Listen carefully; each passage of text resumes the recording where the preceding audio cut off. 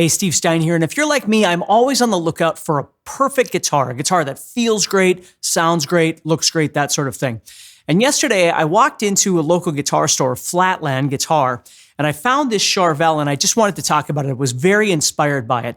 The neck on this thing was literally perfect, and I don't always find that for myself. So it got me thinking about exploring for you the 5 key things that I look for in finding the right guitar. Now, for me personally, my main go-to guitars always have certain key elements that make me gravitate to them more than the other guitars that I own. So that's what we're going to be talking about today.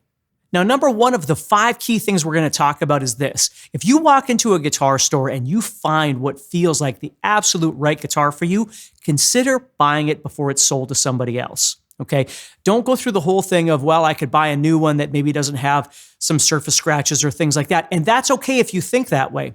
But what I found is if I walk into a guitar store and I find, for instance, a guitar neck that just feels amazing to me, I don't want to take the chance of losing it. They could they could order up another guitar from me, but it's very possible that when that guitar comes in, it's not going to feel the same, right? It happens. I don't know why it is. You can have 10 of the same guitar and sometimes they just don't feel the same. That's really important. So playability might be different if you wind up getting a different guitar other than that exact one that you tried, okay? And the second thing that I always tell people is if you can, support your local music stores if you can, right? Don't play one and go, oh, this is amazing, so I'm going to run home and buy it online to save myself a couple of bucks. You can certainly do that, but unfortunately, sometimes what you'll find is that that local guitar store may not be there much longer if you keep doing things like that because they need to make money too. If they don't sell what you need, that's different. If I'm looking for instance, an Ibanez guitar and my local guitar store doesn't sell them, well, then of course I've got to buy it somewhere else. But if I can buy it locally and I walk in and that guitar really is perfect, that's the one I'm going to want to buy. All right, so let's break down the components of what I think about that are far most important to me when it comes to finding that perfect guitar. Number 1 for me is feel, comfortability. That's the most important thing. More than anything else, I can tolerate whether the guitar is pink or the guitar is something else. I need this guitar neck to be awesome. I need it to feel great to me. Now, what do I look for? Well, I've got small hands and I've grown up always playing very thin guitar necks. Everybody's different, but you want to make sure that when you grab that guitar, it really does feel perfect in your hands. You also want to make sure, like for me, I make sure that the action is really low, but I'm not getting a lot of fret buzz. The less fret buzz, of course, the better. The other thing that I love about a guitar neck is that it's got 24 frets. Now, these may not be the same thing for you. It's different for everybody. But if I walk in and those strings are nice and low and there's no fret buzz and that neck is nice and thin and it's got 24 frets, I'm already interested in it. Now, funny story, when I walked into the store, there was another person in the store and I grabbed this guitar and he goes, man, that neck is amazing.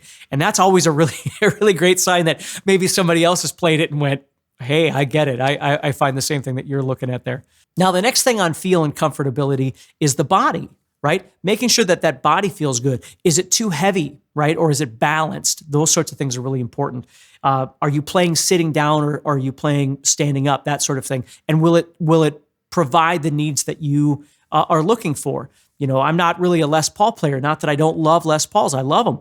But if they're really heavy, a guitar just doesn't really do me very much good if it's a really heavy guitar. Now, sitting down might be okay, but again, for me, because I've always been more of a Strat style player, when I play a Les Paul, it tends to sit a little bit too far back for me. That might be perfect for you, but that's not really going to do me much good. So having a guitar that feels really balanced and the body style fits what you're looking for is really important as well. All right, moving on to the next thing would be the components. For instance, the pickups. Now, I tend to play a lot of humbuckers. But the truth is I own a number of guitars that have a lot of humbuckers. So what I've started looking for lately is some things that have more single coils or more of a kind of classic sound sometimes just because it's a little bit different. I play a lot of guitars with EMG pickups. I love EMG. I play a lot of Ibanez guitars. But I've been looking for some things that sound different for my recording.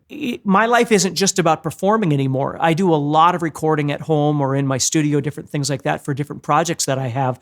And so finding guitars that sound a little bit different gives me more opportunities for different versatility as well. So something to think about is what kind of pickups are you in need of? Do you need 2 humbuckers or 3 single coils or a combination of those? Those are things that you want to think about as well.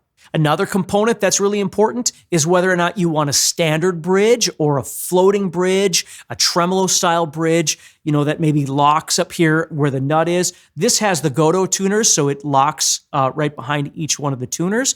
Those sorts of things are very important too. I was looking at something that didn't have the locking nut because so many of my Ibanez's already have that. I was looking at something that would be a little bit easier to adjust if I wanted to do, maybe a drop D thing or something like that. It'd be easier to do. And again, this guitar just fit that perfectly. Some other components that are very important to people are things like a coil tap, having a switch that you can tap, go from humbucker to single coil, that sort of thing. Or maybe you need a tone control. There are guitars out there that don't even have a tone control, maybe 2 separate volume controls. But these are things to think about. Now, of course, a lot of the things that we're talking about can be customized after the fact, but that's going to cost you even more money. So knowing what you're kind of looking for when you walk in is really important. Now, for me, a lot of those things are they're variables that I can deal with. Now, for me, the most important thing, like I said before, is the guitar neck. If it feels right, I know it's going to be motivational for me to want to play it. I'm going to get motivated and want to jam with it. This particular guitar had these single coils, which worked out perfectly for me, just for some of the tones that I've been looking for. But had it had 2 humbuckers, it wouldn't have stopped me at all from wanting to purchase the guitar. All right, so the next thing we're going to talk about is color, body style, headstock style, different things like that. And these things might be very important to you. When I was younger, color was really important to me, a cool paint job or something like that. As I've gotten older, the first things that I've talked to you about are by far more important to me, the neck and the components on the guitar, things like that. But there's no doubt that, if you're performing or something, you want the color of that guitar to match your personality or what it is that you're trying to do. Body style for me, we talked about a little bit. For instance, for me, a Les Paul just doesn't feel very comfortable as much as I love Les Pauls. They just don't. I've never been able to work with them very well. A really heavy body is hard for me to play standing up for very, very long. I've never really been into the really pointy headstocks, but I have friends that love that sort of thing. But they are elements that you want to consider and define how important those are for you when you're buying a guitar. And the last element I want to mention is purpose, okay? Is this guitar primarily for recording, right? Different tones that you might get in a studio for your recordings? Or is it something that you're primarily looking at on stage that you'd be using for, performance? Or is it something that maybe is a combination of both? That might not matter to you. For some people, it makes a big difference. I find that if I'm going to go on the road with a band or something like that, I need guitars that are again, all the things I've been mentioning. They have to be very comfortable. I have to be able to play for a couple hours, and it's got to be comfortable for my shoulder. Again, bottom line, the neck has got to feel great. So I have, out of the guitars that I have, I probably only have 2 or 3 that are really my stage go-to guitars. But when it comes to recording and things, I have all kinds of different guitars that I use for that. Now, please do me a huge favor. I'm super excited to read your comments. Tell me, what do you look for in an ideal guitar? This will help other people out as well. I'd love to read your comments on this and just see kind of what makes a guitar very important for you. Maybe define your most important element, or maybe the top 2 elements that you think about when you're looking to buy a guitar. And again, it'll make for a fun read for me, and it'll certainly help people out that are looking at the comments. So take care, stay positive, subscribe to the channel if you get a chance, and keep playing, and I'll talk to you soon.